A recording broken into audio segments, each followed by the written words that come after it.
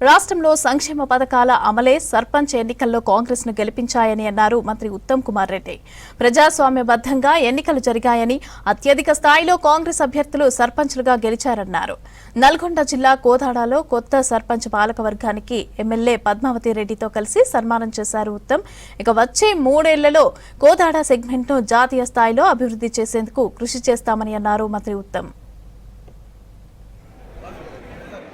MLA గారి చొరవతో ఇక్కడ ఉన్న పెద్ద మనుషులందరి సహకారంతో కోదాడులో 30 పడకల హాస్పిటల్ని 26 కోట్ల రూపాయలతో 100 పడకల హాస్పిటల్గా మంజూరు చేసి నిర్మాణం జరిగింది. అదేవిధంగా భారతదేశంలోనే ప్రతిష్టాత్మకమైన జవహర్ నవోదయ విద్యాలయ 50 కోట్లతో కోదాడు మంజూరు చేసి టెండర్ అయింది. పనులు అదే త్వరలో మొదలైంది. 2 ఏళ్ళు అయింది. అనేక సంక్షేమ పథకాలు అమలు చేసినాం, అనేక విజయాలు సాధించినాం.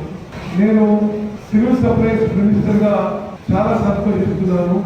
భారతదేశ చరిత్రలో 29 రాష్ట్రాల్లో ఎక్కడా లేని విధంగా జనాభాలో 85% జనాభాకి, అంటే మన జనాభా 3,70,00,000 ఉంటే 3,20,00,000 మందికి ఉచితంగా మంచి క్వాలిటీ సన్న బియ్యం ఇవ్వడం, అది మన ప్రభుత్వం గొప్ప విజయంగా నేను భావిస్తున్నాను.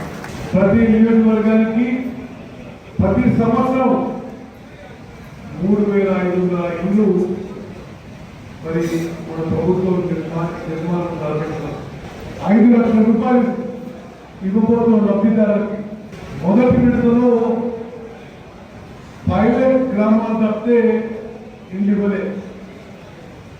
ఇప్పుడు మరి గెలిచిన సర్పంచులకి ఒక ప్రోత్సాహకంగా మీరు ప్రతి ఊరికి అర్హులైన వాళ్ళని 25-30 మంది లబ్ధిదారులను నిశ్చితండి.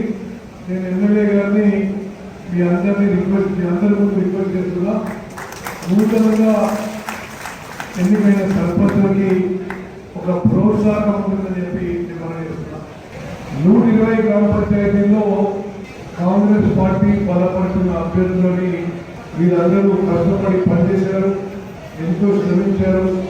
చాలా మంది వ్యక్తిగత పైసలు ఉపయోగించి కష్టం చేశారు, చెమట రక్తం వచ్చి కాంగ్రెస్ బలపరిచిన అభ్యర్థుల్ని గెలిపించినందుకు మీ అందరికీ మనస్ఫూర్తిగా మీ ఉత్తమంగా నేను ధన్యవాదాలు.